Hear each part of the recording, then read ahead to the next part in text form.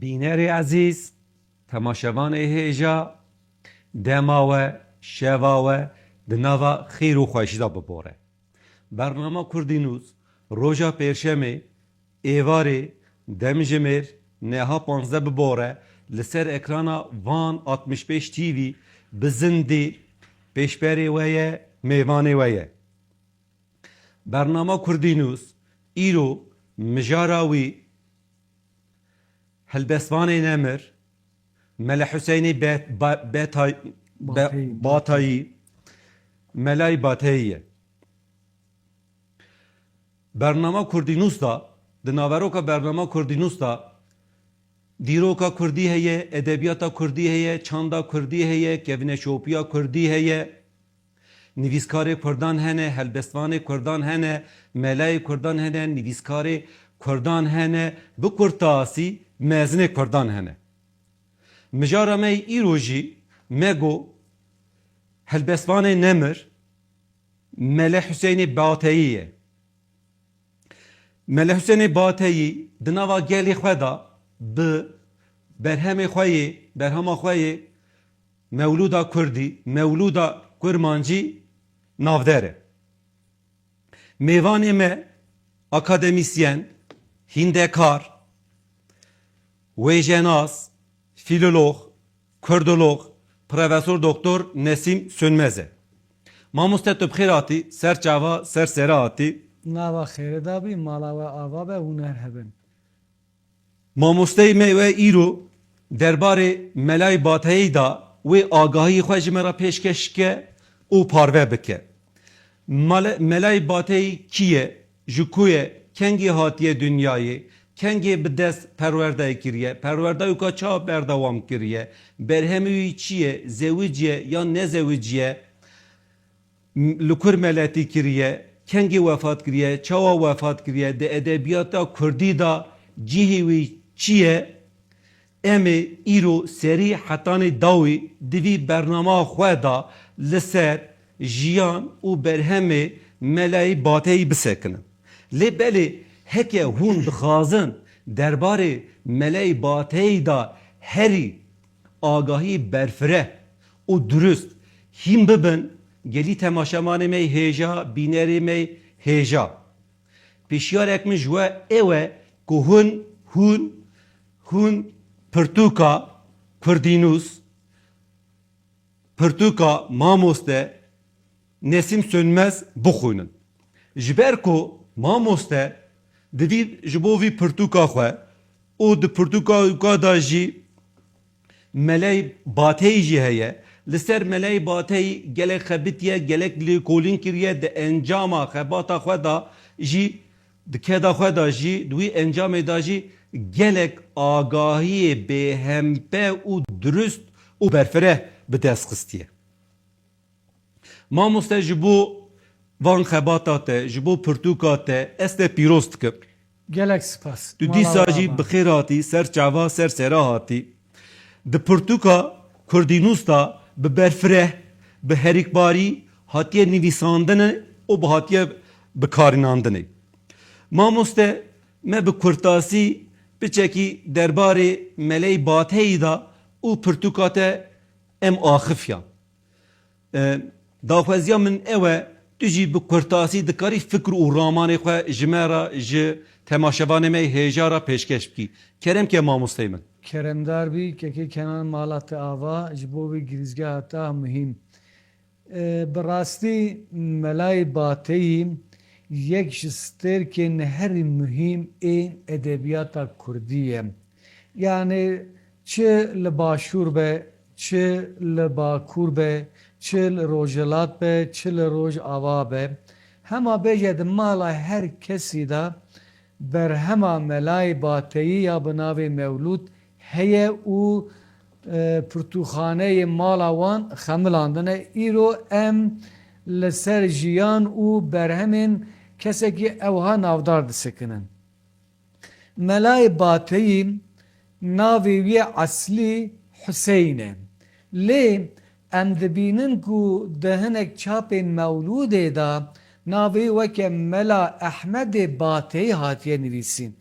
Ev bi xeletiyê li gor fikra min ev xeletiya ji ku da tê eger meriv li pêşbersiva vî pirsê bigere em dizanin ku Melayê Bateyî çar bira bûne ji navê birayê wî yek jî Ehmed bûye.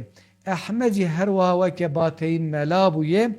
Ez dibême ew tevlihevî ji navê birayê wî de ketiye nava Mewlûdê. Lewra di hinek çapên Mewlûdê de Mela Ehmedê Bateyî hatiye nivîsîn.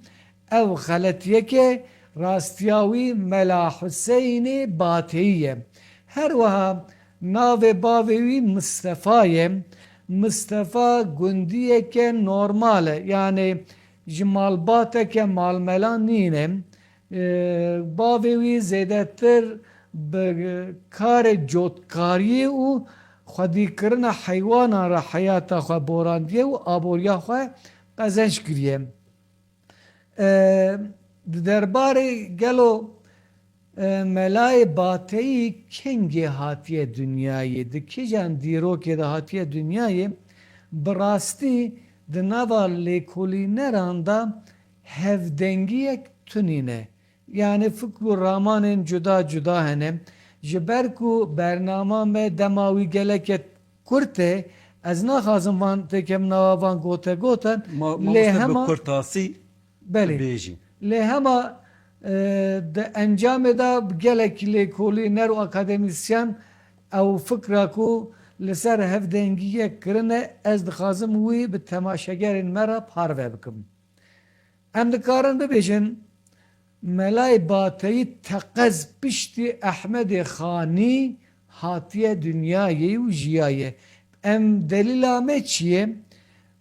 Em dizanin ku Ehmedê Xanî di mem û zînê da behsa Melayê Cizîrî kiriye, behsa Feqiyê Teyran kiriye û her wiha behsa Aliyê Herîrî kiriye. Lê em dibînin ku behsa Melayê Bateyî nekiriye. Eva bi me çi de nîşandin? Me de nîşandan ku Ehmedê Xanî û Melayê Bateyî yek welatekî ne. Her du jî bi eslê xwe ji hekariyê ne.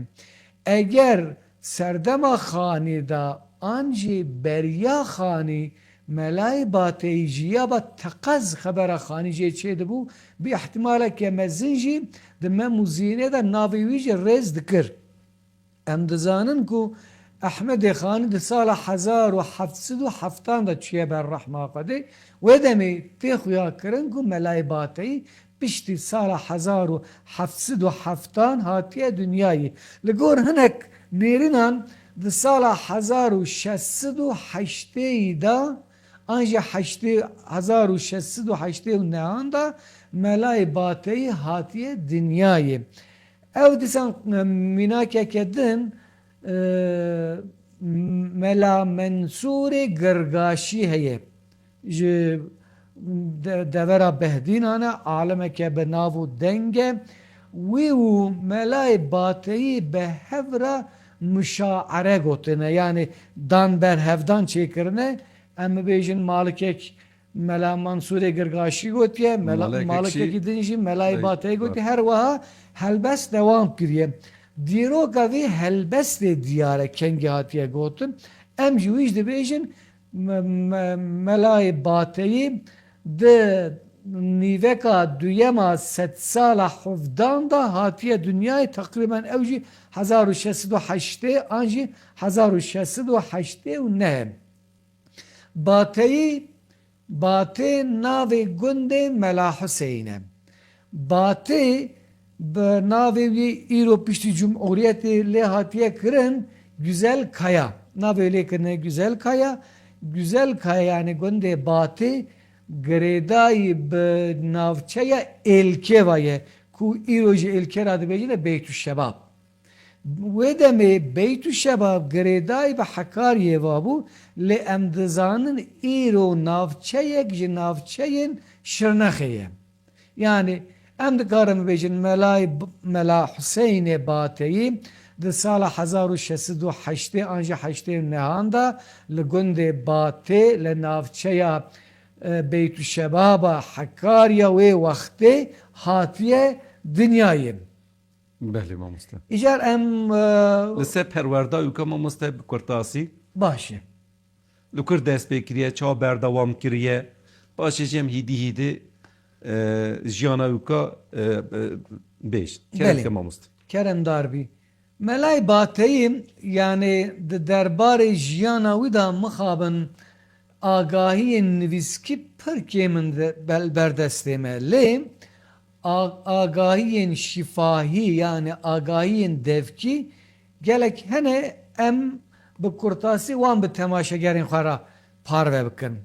Tê gotin ku ezdin şêrê çarem dema dibe mîrektiya Hekariyê radibe rojekî diçe Beytüşebabê. Ji wî diçe gundê Batê, deva nava gundê Batê ra derbas dibe dibîne ku di nava gunda zarok listikan dileyzin. Ji wan zarokan çavê wî li Mela Hüseyin dikeve. Dibêje ev kî ye? Dibêjin filan kesek kurê filan kesê ye. Ka dibêje me re Gazî Bavê bikin. Gazî Bavê dikin tînin tenê Mustafa me gotu navê bavê. Gazî Mustafa dikin tînin tenê Ezdîn şêr ji Mustafa dipirse. Dibêje boçi tu vî zarokiyê xwe nadî ber xwendinê? Mustafa dibêje bi rastî ez miroveke feqîrim. Dewlemend nînim. Tu destê me da îmkan û derfet tunin ku ez kurê xwe bidim ber xwendinê.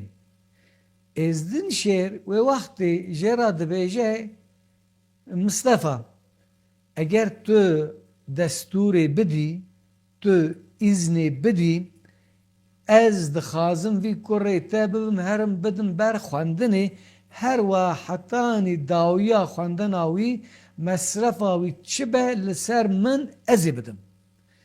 Dema vî teklîfê ji Mustafa re dike gelek keyfa Mustafayê bavê Hüseyin tê qebûl dike dibêje min destûr daye tu dikarî kurê min bigirî bibêherî. Yezdin şêr wî digire dîne tê Hekariyê di medreseya Mîr Zeynel da dide ber xwendinê. Medreseya Mîr Zeynel tabi gava kekî kenan em dibêjin medrese lazim e ev tişta were bîr û baweriya an jî hişê bînerên me yên ezîz. Îro çawa em dibêjin zanîngeha Van 100. yîlê, zanîngeha Orta Doğuyê, zanîngeha em bibêjin Boğazî Çî zanîngehên wê wextê jî ev medrese bûne. Dibe dide medrese Mîr Zeynettin di wirda Melayê Bateyî dest bi feqîtê dike û dixwîne. Dîsan li gor hinek çavkaniyên devkî dibêjin Melayê Bateyî piştî demekî ji medreseya Mîr Zeynelê radibe diçe Miksê di medreseya Mîr Hesenê Welî da xwendina xwe berdewam dike. Weke cenabê we jî dizane medresa Mîr Hesenê Welî li Miksê ye. Miks wê demê navçeyek ji navçeyên Hekariyê bû lê piştî Cumhuriyetê bi wanê hatiye girêdayî her wiha navê wî jî lêkirine Bahçesaray. Di wir medreseyekî bi navû dik bi navê medresa Mîr Hesenê Welî heye. Dibêne li wê derê jî xwendî. Piştî wî jî dibêne çûye medreseya Kubayê. Medresa Kubayê li Şûrê îro li bajarê Duhokê li wê derê jî xwendiye. Her wiha dibêne di encamê da Melayê Bateyî li Cizîra Botan di medreseya Sor da xwendina xwe temam kiriye û vegeriyaye welatê xwe Beytüşebabê. Li wê derê em dizanin di kevneşopiya Kurdan da dema feqiyek xwendina xwe temam dike li gor pêşniyaza Seydayê wî an jî li gor daxaza hinek gundiyan ew mela radibe diçe gundekî li wî gundê her wiha medreseyek û mizgefteke ava dike di wî medrese û mizgeftê de dersa feqiyan dibêje her wiha ji gundiyan re melatiyê dike. Feqiyê me Mela Hüseynê Bateyî dema xwendina xwe temam dike ve digere Beytû Şebabê gundê Prosayê. Gundê Prosa gundeke cîranê gundê Batê ye. Li wê derê dest bi melatiyê dike û dest bi seydatiyê dike. Piştî wextan jorê jî vedigere tê gundê xwe Batê her wiha li wê derê jî mizgeftek û medreseyekî ava dike li wê derê dest bi derstayîna feqiyan û melatiyê dike. Li gor hinek çavkaniyê din de encamê de Melayê Bateyî vedigere navenda Hekariyê li wê derê di medreseya meydanê de dest bi seydatiyê dike. Em ji tebaşegerê xwe re bêjin medresa meydanê îro jî li Hekariyê bi tevahiya îhtişama xwe li ser lingan e û di xizmeta ilmê de ye. Eger derfetê temaşegerê me hebûn û dema ku çûne Colemêrgê ji sedî sed lazim e biçine medresa meydanê ziyaret bikin û wî ciyê pîroz bibînin. Keke kenan tabii dema kevne şopya feqîtiye de gava ku tu dibî feqî tu xelas dikî tu dibî mela êdiş dera jî zewac lazim e. Belê. Tu lazim e ji xwe re malekî çêbikî ji bo wî em dibînin ku Melayê Bateyî dema xwendina xwe temam kiriye vegeriye gundê Prosayê li wê derê bi keçekî re dizewce. Navê xanima wî Hemaîl e. Bi wî re dizewce ji vî zewacê bi navê Zülfê û Asmînê du keçên wî çêdibin. Her wiha bi navê Tahir jî em bibêjin kurekî wî çêdibe. Du keç kurekî. Naxir, belê. Du Belê. keç kurekî. Afin du keç û kurekî Melayê Bateyî di gorê çavkaniyên devkî em dizanin heya xwedê dayî. Mamoste meletî û di medrese de da jî xwendekara perwerde kiriye, feqiya perwerde kiriye. Perwerde de feqiya wisa ye. Helbet. Yani di kevneşopiya medreseyên Kurdan da dema ku feqiya xwendina xwe temam dike û icazetnameya xwe werdigire pêwî maneyê ku êdî tu dikarî seydatiyê bikî. Li aliyeke seydatiyê dikin, li aliyekî melatiyê yani melatiya gundan dikin. Her wiha zarokê gundan an jî zarokên welat têne wî gundî duî medrese de berxwendinê Melayê Bateyî jî her wiha ev kevneşopiya hanê ev tradisyona hanê ev adetê hanê dewam kiriye wî jî ev rêya hanê şopandiye. Mamoste Mele Hüseyinî Bateyî em dibêjin. Mele Hüseyinî Bateyî wextê ku îcazeta xwe heldatê li gundê xwe melatî dike. Naxil gundê Prosayê. Gundê Prosa cînarê gundê Batê ye. Belê. Berê li wir dike paşê vedigere gundê Batê di encamê de jî vedigere navenda Hekariyê li medreseya meydanê dest bi derstayîna feqiyan dike. Mamoste te bi me destpêka Mele Hüseyinî Bateyî bi jiyana wî kir. Em jiyana wî bixedînin ku destûra te jî hebe paşê em ser berhemê wî bisekrin. Berhemê wî jî gelekî ji bo me û ji bo dunyayê jî gelekî giring e. Mamoste te besa li kur bû, kengê bû, perwerda wî û zewaca wî da te agahî da mala te ava spasê xweş te ra pêşkêş dikim. Mamoste yek jî mirovekî tê dunyayê mezin ve wefat kir. Wefata wî çawa bûye. Kengê wefat kiriye çawa bûye. û em jî wextê gelekî temaşevanê me hêja jî ana agahiya wî ji jiyana Mele Hüseyinî Bateyî heye lê belê آگاهی te herî durustin mamoste. Estağfurullah.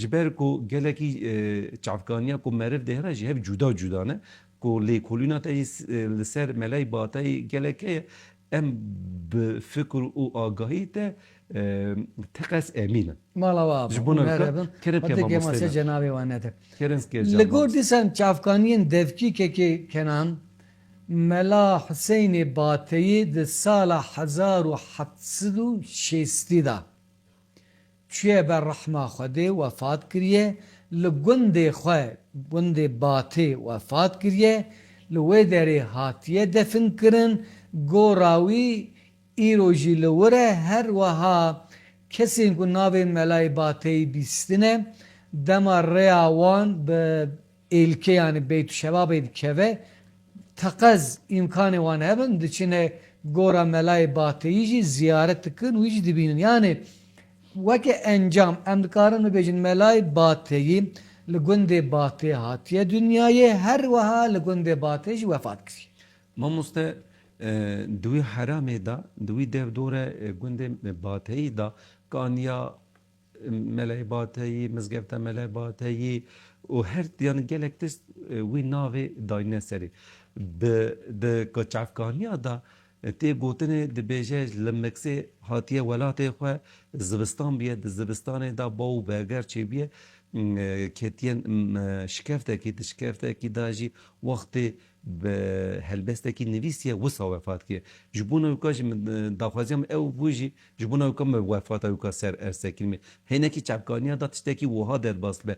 Fikr û ramanê tê çi ye? Şûrova te çi divî pirsa min da mamoste? Belê Kenan Birêz Kenan ev agayeke wiha jî di çavkaniyan da derbas dibe lê li gor vekolînên ku van salên dawiyê hatine kirin ev çîroka hanê ev menqibeya hanê bi ihtimaleke mezin aîd bi Melayê Bateyî nîne.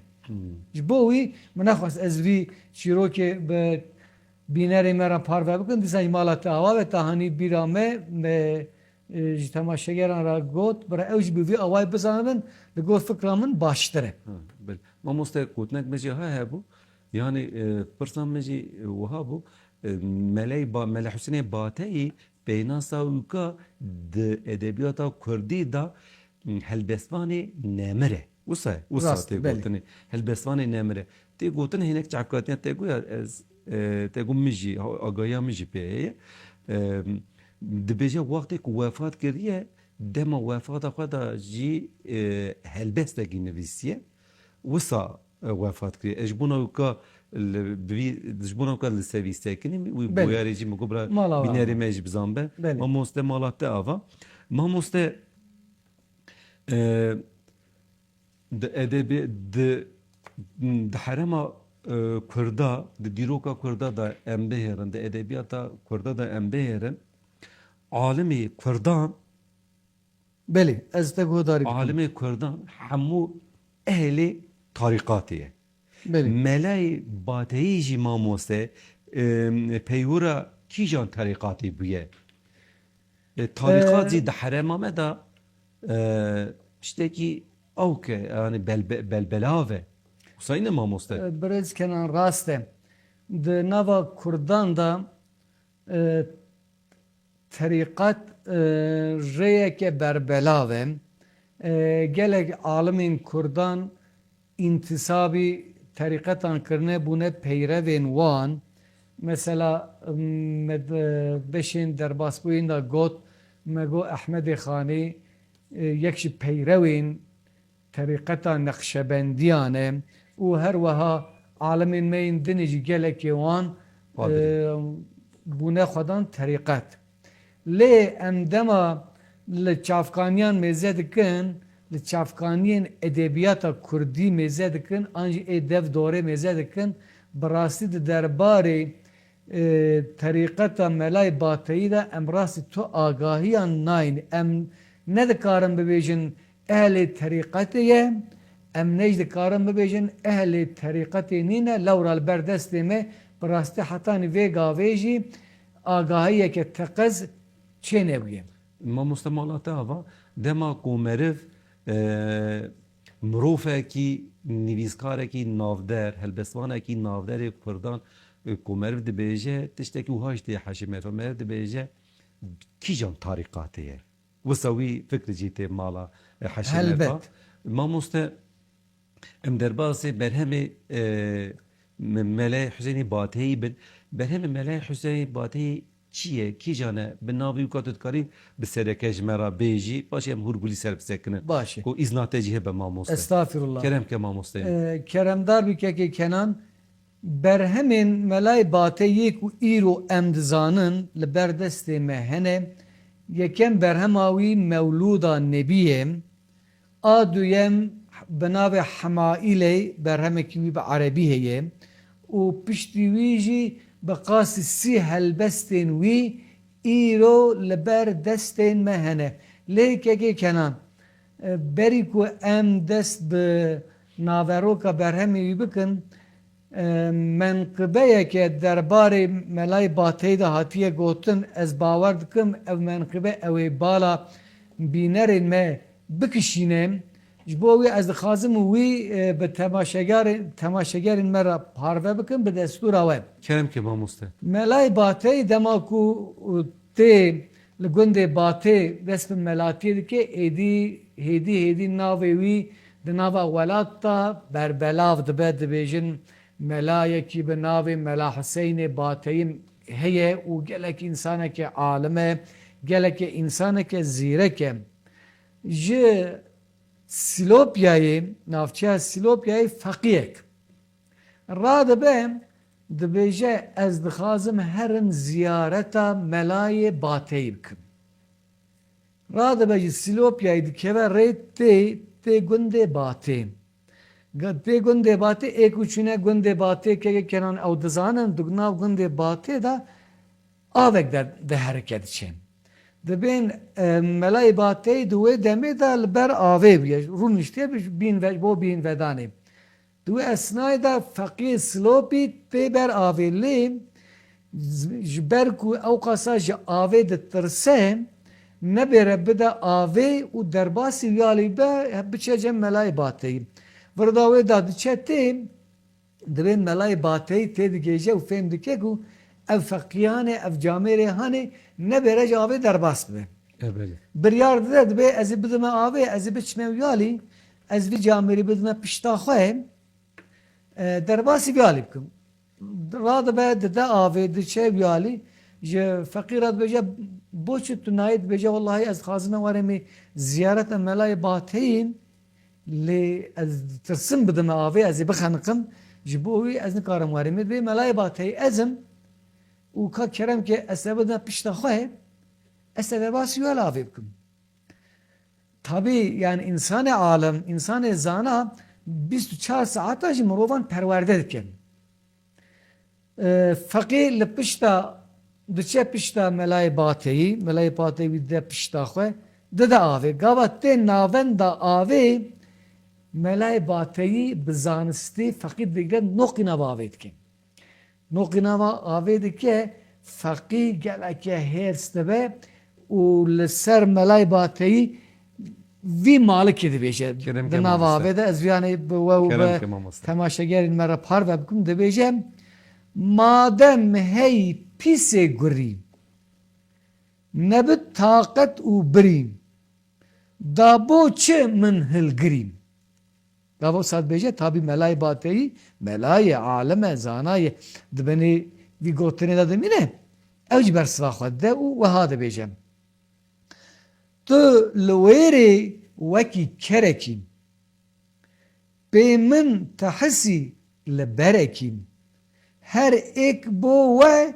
çû derekî û berdewamî de ewa dibêje ey feqiyê Silopî nê ez çiyame tu kopî ez behrim tu dilopî ez melame tu zirzopî yani bira temaşegerê me biborînin ev peyvêhanê weke dijûn jî navda hene ji ber ku melayê Bateyî gotiye me nexwest em wan sansûr bikin hema rast narast em wan gelek herîk par bû Tevgî ka. temaşegerên me re parve bikin di vir da lazim e em çi dersê ji vî menqibê bigrin keke kenan Kerem ke mamoste. keremdar bî yani lazim e mirov heddê xwe bizanime tu bi kî re daxivî tu bi alim re daxivî tu bi zana re daxivî tu bi kî re daxivî tu lazim e li gor wî biaxivî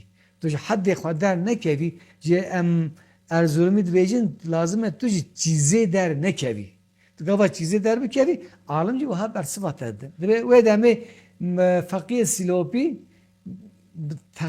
teqez bawer dike ku melayê batayê heqîqeten melayek geleke kûr e geleke zana û alim e Mamoste meriv bir malekê da jî meriv dibîne ku alimekî alim e. Ev Helbette. Tego cîzê dernê. Belê. Ew peyv li ber me jî tê bikaramandinê. belê Mamoste. Mamoste di gelekî çavkaniya da derbarê berhemê Melek Ba Hüseyin Batiyê da tê gotinê pirsa me jî ew e hinek tişt hene bi agahiyê te em durist bikin, rast bêjin. Tê gotinê dibêje berhemê wika zembilfiroş, dîvana Melek Batiyê yek jî Mevluda Kurdî, Mevluda Kurmancî ye. Tu derbarê wika da tu çê dibêjî me re mamoste. Başê Keke em li kenan- ser Mevluda Kurdî bisekirin. baş e me gava dij gotibû îro teqez em sê berhemên wî dizanin berhema yekem Mevluda Nebiye Belê. berhema duyem bi navê Hemaîlê weke nivişteke yani da Hemaîl bi Erebî da tê nivîsandin weke nivişteke em bêjin ji bo kîjan nexweşiyê çi lazim e an jî kîjan ayet weke şifa mirov dikare qebûl bike û bixûne ew hatine nivîsandin bi Kurt e bi Erebî berhema wî sisiyan jî weke we got gelek kes mîna we jî bi nav dikin dibêjin dîwan di dîwanê da sî helbestên Melayê Bateyî hatine nivîsandin yani Mevluda Nebî Hemaîl û helbestên wî îjar derbarê zembilfiroşê de heta van salên dawiyê jî helbestek hebû digotin ev helbesta zembilfiroş majara wî zembilfiroş e her wiha Melayê Bateyî nivîsandiye lê dîsan van salên dawiyên da akademisyen û lêkolîneran tespît kirin ku bi eslê xwe ew helbesta feqiyê Teyran e Belê mamoste. bi şaşî bi nava milleta hatiye belavkirin weke zembilfiroşa berhema Melayê Bateyî lê di eslê xwe da Melayê Bateyî berhemeke bi navê zembilfiroşê nenivîsandiye Mamoste mala te ava ji bona vî agahiyê bernama me armanca wika jî yek jî ew e ki ku em agahiyê durist pêşkêşê temaşevanê xwe hêja kir. Belê. Mamoste yek jî ji bona dîvanê dibêje Alexander Java dexistiye dexsine ortê. Stekî gotinekî wisa jiye. Em paşê jî derbas me diyem sevka nesekirin dema me jî em ram bikarkirin kerem ke. berku mevlud geleke giringem Em derbas jî Mevlud dibin. derbasî mevlud dibin agahên derbarê mevlud da biqedînin û pişt ra jî dest bi helbestê bikin Mamoste em pirsa xwe aha bikin wisa em pirsa xwe bêjin dîroka Mevludan çawa dest pê kiriye em paşê derbasê Mevluda Kurdî bin berhema Melek Hüseyin Bateyî bin. Ker ji bona temaşevanê me ji bona me jî herî çêtir dibe ez wisa difikirim kerem ke mamoste. kerem da bir rast mala ve ava keke kenan dema mevlud hatine nivîsandin bi piranî an mevludun nebî an jî mevludur Resul navlê hatine kirin em dizanin û mevlud peyveke bi eslê xwe Erebiyê pê maneya ku ji dayîkbûnê jiyanê ji bo wî êdî îro jî gelek kes gava dibin em dibêne roja ji dayîkbûna wî pîroz dikin her wiha roja ji dayîkbûna Cenab-ı Pêxamber jî di dîroka İslamê da hatiye pîrozkirin. Peki gelo mevlud bi kîjan zamanan bi piranî hatine nivîsandin. Gava mirov li dîroka mevludê mêze dike dibîne ku bi piranî Erebî û piştî Erebî bi Kurdî, bi Tirkî, bi Farsî, em bibêjin bi Boşnaxî, bi Çerkezî, bi Urduyî û her wiha bi Rûmî, her wiha bi gelek zimanê dinan jî hatine nivîsandin. Peki gelo di dîrokê da yekem berhemeke bi navê mewlûd di kîjan dîrokê da ji aliyê kêva hatiye nivîsandin. Ev ji bo me muhîm e lewra em dikarin bi wî dîroka mewlûdan zelal bikin. Li gor çavkaniyê ku îro berdestê me hene alemek bi navê El Uklîşî ku dîroka wefata wî 1355 mîladî ye. Ev camêrê hane, ev alemê hane bi eslê xwe ji Endülüsê yani İspanyaya îro. Ji were wî li ser Cenab-ı Pêxamber mevlûd nivîsandiye bi awayê nezmi yani bi awayekî helbestî û piştî wî jî gelek kesan nivîsandiye. Ez li vir dixwazim navê mevlûd nivîsekê dinê jî bidim. Ew jî Kerem ke mamoste. İbn Hacer el Asqalaniye.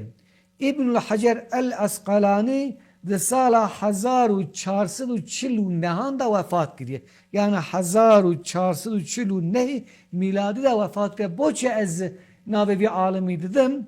Beriya melayê bateyî ke kenan di nava Kurdan da mevluda İbn Hacer el Asqalani ku bi Erebî nivîsandiye ew dihat xwendin. Hatta ku melayê bateyî mevludeke bi vê rengî nivîsand. Peki em pirsekî ew hav pirsin gelo bi awa berdestê dewletan di kîjan dîrokê da li ku derê cara yekem mevlûd hatiye pîrozkirin. Yani şeva mevlûdê hatiye pîrozkirin. Em wî jî gava li berhemên dîrokê mêze dikin em dibînin ku li Hewlêrê an jî li Erbîlê Mîrê Elbîrê bi navê Muzaffereddîn Gökbörü ku dîroka wefata wî 1233 ye. Li Erbîlê bi awayeke fermî, bi awayeke resmî roja ji dayîkbûna Cenab-ı Pêxamber pîroz kiriye. Wî jî em dibînin ku bi eslê xwe ev bername ji nava Kurdan da derketiye. İjar em hêdî hêdî bi destûra te vegerin ser mewlûda bateyî. Kerem ke mamoste. Mewlûda bateyî mixabin destxeta melayê bateyî îro li ber destê me tune.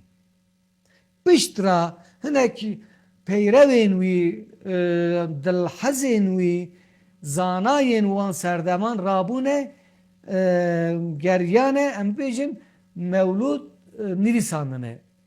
Mevlûda yekem yani nusxeya yekem ku îro li ber destê me heye di dîroka 1709 hatiye nivîsandin. Ez dixwazim dubare bikim. Dîroka 1709 da hatiye nivîsin li ber destê me. Yani mesela me gotibu 1760 da melayê bateyî wefat kiriye. 9 da jî ev destxeta hatiye nivîse. Yani kêm zêde piştî wefata melayê bateyî 30 salê şûnda destxetek ku hatiye nivîsandin îro li ber destê me ye. O destxeta îro li ku derê ye? Em digelek bernameyê xwe de weke têbîrawa jî em behsa Alexander Jaba û Mela Mehmûdê Bazilî dikin. Em ê di berhemekî xwe di beşekî bername xwe de em ê behsa van her du zanayan jî bikin. Kerem ke mamoste. Mela Mehmûdê Bazilî û Alexander Jaba li Erzurumê li ser dîrok, edebiyat, çand, zimana Kurdî hinek vekolînan dikin. Di wan vekolînan da di wî serdemê da rastî destxeteke mevluda melayı bateyiş deni. Bu radibin dişinin Leningrad'ı yani İrod bejine St. Petersburg bajaraki bajarı Rusya'yı lewe deri akademiye zanisti heye duyu akademiye da bin hecmara navi Kurd heft da hatiye kayıt kırın İro ol berdestemeye. O her vaha deskata duyem jî li pirtûxaneya millî em dibêjine Milli Kütüphane li bajarê Enqerê û dîroka wî jî sala 1829 daye hatiye nivîsin ew jî îro li ber destê me ye. Her wiha birêzkenan cara yekem weke pirtûk di sala 1895 da li Stenbolê hatiye çapkirin û di nava milleta hatiye belavkirin berhema melayê batê ya bi navê Mewlûdê. Bi destûra te ez dixwazim mesela ew temaşegerên me yên ku jiyana gundewarî jiyana ew baş dizanin dema Mewlûd dihat yani me Kurdan şevekî tenê Mewlûd pîroz nedikir. Me digo meha Mewlûdê di meha Mewlûdê da sî rojî gundiyan xarin çê dikirin, gazî gundiyan dikirin, melayê gund xarin Mewlûd dixwend piştî Mewlûdê jî gundiyan xarin didan milletê gund bûye awayî Mewlûd meha Mewlûdê pîroz dikirin. Heta gekek henan dine gundê ku mesela bênê hejmara malan zêde bin wê demê danekî terê nedikir. Mesela bêjin gundiyekî danê sobê Mewlûd daxwendinê taştê da. Yekî nîvro Mewlûd daxwendinê Navroj da an jî Firavîn da. Yekî ji Meğrebê Mewlûd daxwendinê û şîv da her wiha rojê sê doroman xarin dihat îkram kirin ji gundiyan ra. İcar mesela muhakkak hûn jî bûne şahid gava gazî melayê gund dikirin. Melayê gund dihat li od koşê odê rûn dinişt dema dest bi xwendina Mewlûdê bigraba sifreyeke li pêşiya mela amade dikir. Ne olsa mesela bêjin danî şekir dixistin didan tebaqekî dikirin ser xwe dikirin tebaqekî didan ser genim dikirin tebaqekî didan ser bi vê rengî. İcar niha jî heye. Niha jî heye. İcar koka wî li gor fikra min ji çanda Newrozê tê. Mamoste min dî pirsa keremke. Di çanda Newrozê da bi navê sifreya heftsîn heye. Heftsîn yani heft xarinên ku navê wan bi herfa sînê an jî bi latînê bi herfa seyê dest pê dike ew da danîn ser sifrê. Hema ez bi kurtasî navê wan bêjim. Mesela sêv yek, sîr du, sîr du, sebze sisê, samûnî çar, sincî pênc, sîrke şeş, sumak heft. Em dikarin vana her yekî wateya wan gelo sembolan çiye gerum xazem dikarin wî jî bêjin. Keremke mamoste wîka jî bêje eva tiştekî mühim e giring e derbarê wîka dayî agahî xwe pêşkêşkî em ê gelek pênî bûn. Mesela ji bo çi ev heft xarinana hild bijartin di Newrozê da mesela kekê kenan dema Newroz dibû dahat pîrozkirin em dizanin ku millet di malên xwe de xarin çê dikirin cilûbergên xwe yê nû li xwe dikirin û her wiha derketin zozanan li zozanan agir vê dixistin sera çin didan û Newroza xwe pîroz dikirin. Bi awayî da ev sifra hanê jî ava dikirin amade dikirin. Divî sifrê de ev tiştana ji bo çi amade dikirin. Sembola çi bû, simgeya çi bû. Sêv her wiha simgeya bedewî û tenduristiyê ye. Yani mesela em bibêjin gava sêv dadanîn got em dixwazin xweşik bibin, bedew bibin û tenduristiya me baş bibe. Her wiha sîr. Sîr tê wateya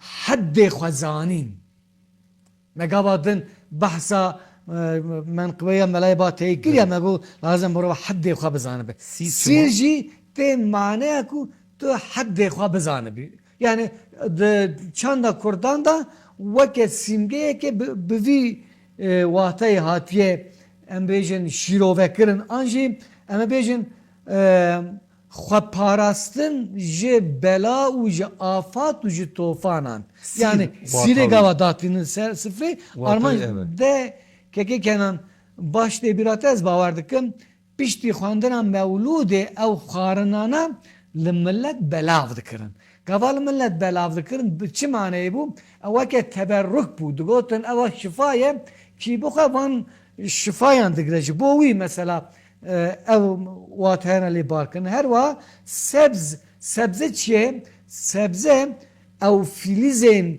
em bêjin genim ce an jî em dibêjine nîsk ew filîzê wan teze derdikeve ya ew e ew jî sembola çiye ji nû ve vejandin ji nû ve jiyandin lewra gava ku mesela benim simbol derdi keveş beni ardı ruh keve ne olsa ye emin meyve de anji xarine de genim de cehde de ev de sembola viu keyf xoşi her vaha xwazay yani tabiatı simge dikem o samaniji şirinahiye ki belki herema mezede ne zan ev şirinahi je embebejin genim eğer ez galet nebim duguvation ew şîrekî şîr jê derdikeve ya ew ji wî şîrê hanê şîrinayî çê dikin û dixwin wî jî weke em bêjin çi qebûl dikin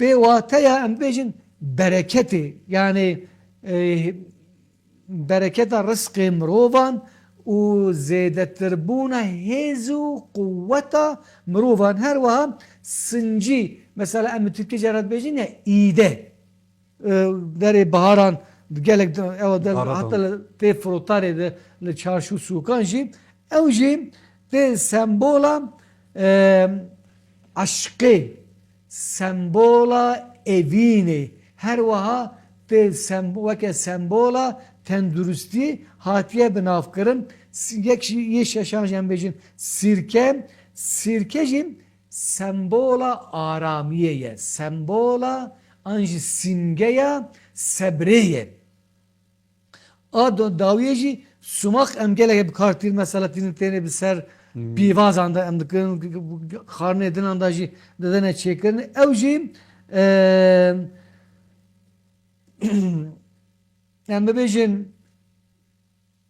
bûyîna ji dayîkbûnê dest bi sembola destpêkirina jiyanê bi wî awayî Kurdan sembolîze kirin lê ez dixwazim viyanê bi temaşema me ra parve bikim ka bîne bîra xwe sifreya kul pêşa melayê di gel van xarinan di nava Kurdan da Qur'ana pîroz wî jî datînin ser sifrê her wiha li gelek cîhan jî di gel Qur'ana pîroz dîwana Melayê Cizîrî û Memûzîna Ehmedê Xanî jî dadanin ser sifrê yani ji bo ku digotin em qîmeteke bêhempa didin her wiha Qur'ana pîroz û di gel wê dîwana Cizîrî û Memûzîna Xanî lê di nava Farisan da mesela kekî kelam di dêlva dîwana Melayê Cizîrî û em bibêjin Memûzîna Xanî da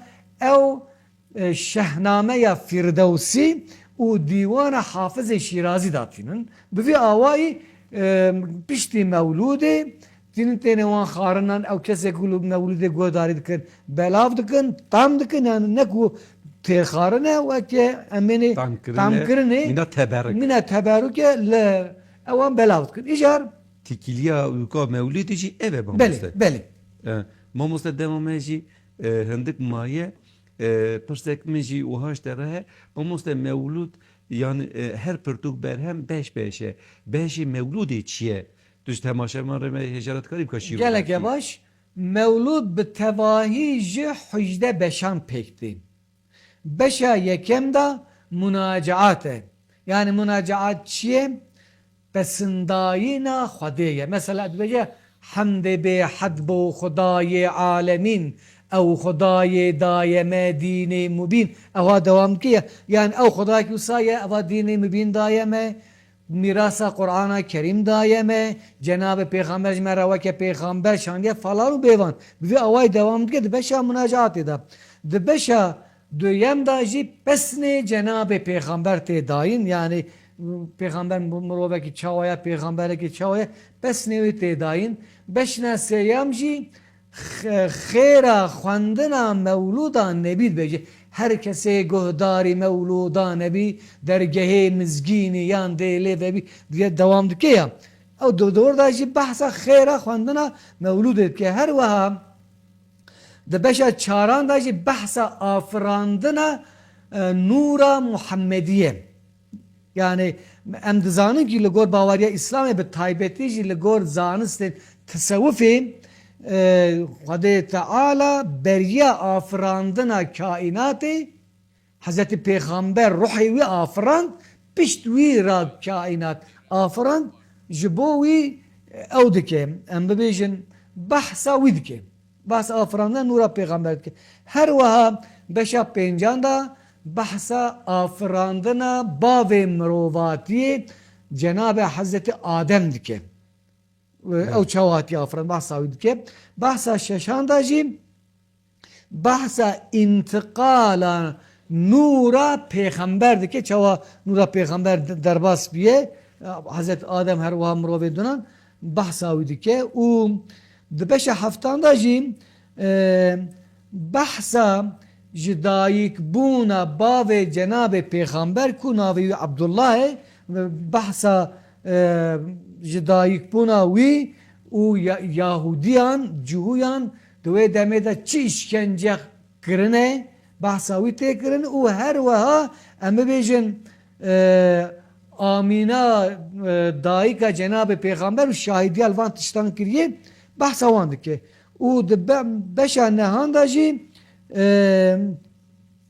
em bibêjin behsa zewaca bavê Peygamber yani Abdullah û Amineyê çawa bi hevra zewcîne behsa wan dike. Di behsa mijara dehan da jî dema ji dayîkbûna Cenab-ı Peygamber gava ku Cenab-ı Peygamber ji dayîka xwe dibe çi îş olacağı bûne behsa wan dike. Yekî di da behsa çar heb jinan dike.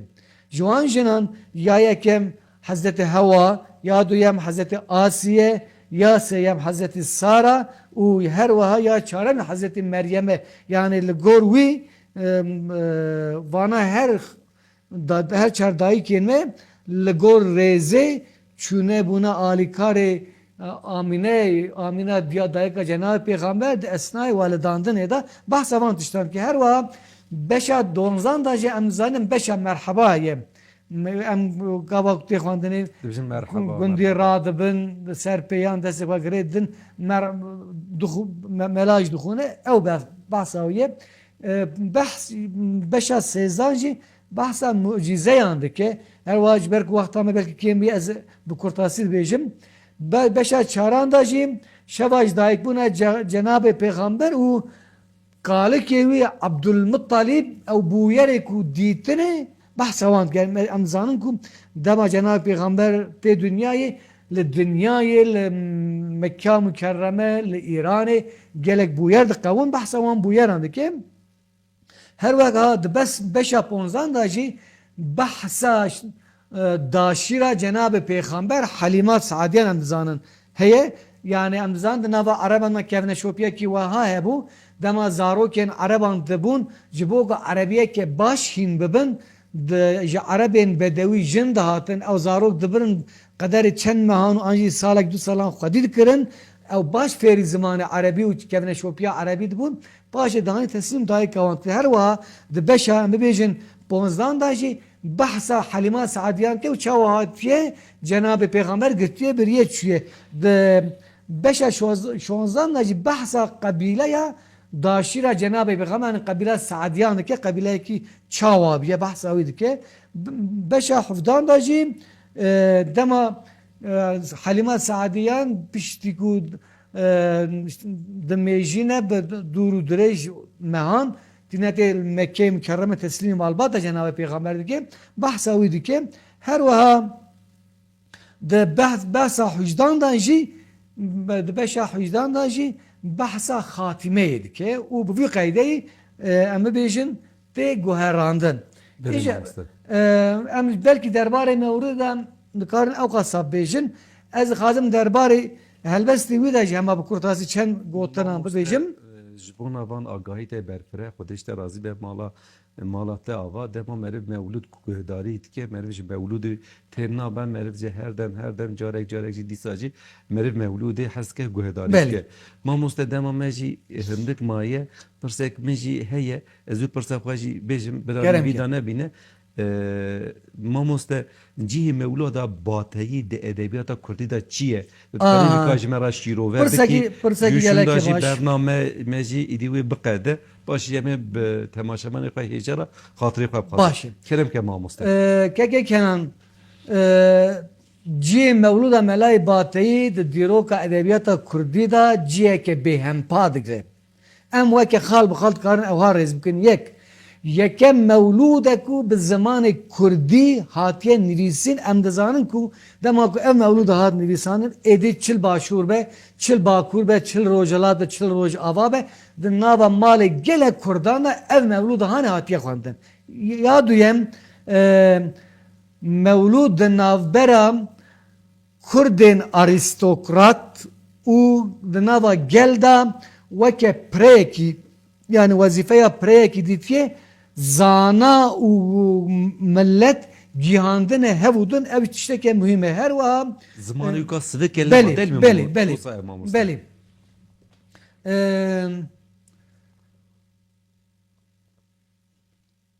Jiboku zamanı Kurdi veke zamanı ki nüviski kuvvettir bebe alikariye ke mezin daye yani kabı fikrin ama bejin çi Kurdin Müslüman bin, çi Kurdin ne Müslüman bin, çi Kurdin ateist bin, çi Kurdin çep bin, çi Kurdin rast bin. Ez bavar kim tevaya Kurdin ku merak kırın zamanı Kurdi mevluda bateyi xwendinin. Ev jî bu yesedem ku zamanı Kurdi ve ke zamanı nivîskî di nava milleta belav bibe. Ve gidin tiştekî dinin bejin ji ber ku metneke dîniye ji alî gel kesan va hatiye xwendin ew jî agahiya millet çêbiye ji em bêjin zamanê Kurdî her wa dîsan di bikaranîna gotinên pêşiyan da têgehên dînî de yani rûnişkandina têgehên dînî da jî roleke girîng em bêjin mewlûdê nivîsandiye her wa herî girîng د مدرسه کردان دا یکم برهما درسه یک و بفقیان هاتیه خواندن مثلا ام دزانن کو کسی گواد مدرسه دا دخونه پشتی ختم کرنا قرآن پیروز یکم مولودا ملای باته دخونه لهر دره کرد لی دیجین اف کمنه شوپیا هانه بردوام گه تابی هنک تشتی دنجانه لی مخابن بلک وقت مکیم بیه از نخواستم دریج بکم لی از انجام ادم گرین کباجی کرم کش کرم دار از کارم بیانه بیجی امجی دخوازن از وساجی دبیجیم که تماشا من می هیجاجی وان آگاهی اجی merak کب بله کرم که ماموس که کنن دنافبرا ملای باتی و خانم آوی حمایل دم مسئله که در واسطه به از خازم بیانه ببینه ریمنا پارو کرم که ماموس حمایل خانم روزه که ملای باتی را بجه دلم şikestiye. Ez xeyidi mecte. Melay batıyır bir boçe. Çıkır ki kusur kır ki tujma xeyidim. Debece tej daran ra, ji kevran ra, ji zeviyan ra, nizam ji mirovana, ji her tişti ra helbes nivisan li mixabın ez her roji xwedê 24 saatan xizmeta te dame tej mera او هلبستك بستك. ننفيسا ودمي متا خمایل جبوكو مافطار بیه ما جب هلبت نو صحيح مافطار بیه جبوكو ملاي باتي دلي خانم اخوه بكره ودلي خوش بكه هلبستك جبه هر مالك کی وجه 5 رزان پکتی 5 حبان دبیجه از وقت میناک یک مالک کی خازم کرم که بخونم دما مجیدی قدیه بله. مستا کرم که بناوی هلبستم صبح ایواری شوا تاریم صبح ایواری شوا تاری شمالا کیتم لیلت القدر برات نورا مالا کیتم چیچگا باغ ایرم شوق بجنو بالا کیتم بو خده کی بیجمن کان شپالا کیتم دم کتابه زلف حاشی شرح خالا کیتو بوی آوای وی البست آخواه دوام دکه لی که کنه اگر گوتو دو بیجی دماما قدیا ما مستا کرم که تو چک جیب چوجی بخونه تو خاطر خود قاضی تو خاطر خود بخوازم پیشتوی از هلبسته که بخونم بو تمام، بی خواهی مستا. قیده ام برنامه خواه بقدینم دبه تماشبان می هیجا و بینری عزیز مخابن ام هاتن داویا برنامه جبو گهداریا و جبو تماشا کرنا و جبو سبرا و مالا و آوا سپاسی خوش ورا پیشکش کن حتی برنامه وره دنوا خیر و خوشی دا ببینن هیویا هفدیتنی خاطره و ما مسته میکروفون یته کرم که مالات آوا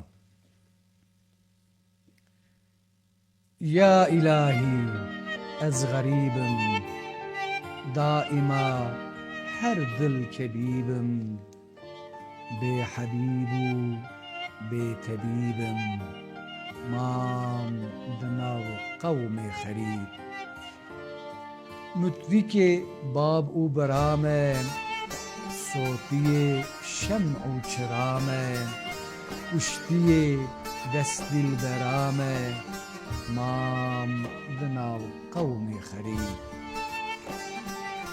کشتی تیرا غدارم کسن ناسم هر دزارم از فقیرم بریندارم مام دناو قومی خرید از فقیرم به بهامه رورشم هم رو سیامه راضی به عفو خدامه مام دناو قوم خرید راضی به عفو لطیفم مجروح تیرا سقیفم عاشق برح نزیفم مام دناو قوم خرید عاشق بیکار و کسبم از فقیرم دور دستم سرخوش و سکران و مستم مام دناو قوم خرید سرخوشم من حال چنینه جرگ و دل صافی برینه روندکم ته آو و خینه مام دناو قوم خرید آب و خینان دل من کرکر فکر اوتانان مترکر غربت حالم خراب کر مام دناو قوم خرید ترک اوتانان خرابه از نچارم چار نابه یا الهی و چوابه مام دناو قوم